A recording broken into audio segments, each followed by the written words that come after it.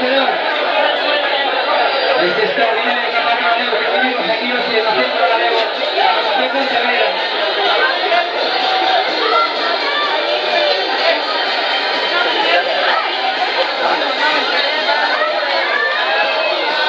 Voy a tomar carísimo arroba de Timo Santiago, aparentemente vamos a ver ahora la compensación y veremos su orden exacto.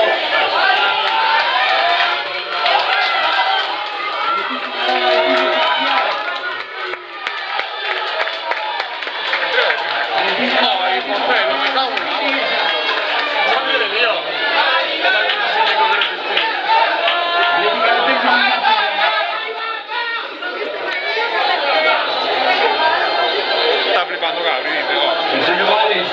Ahí sacando bolsillos de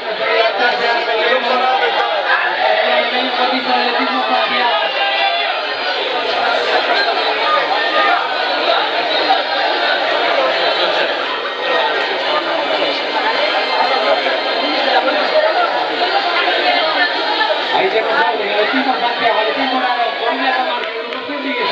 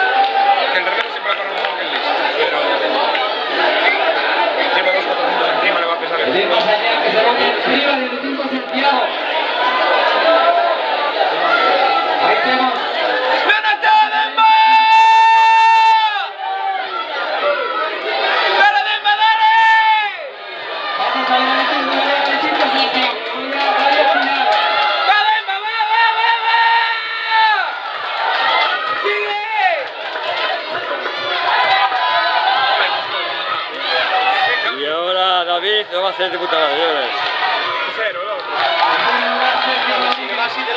Está más fino David, Está más fino David.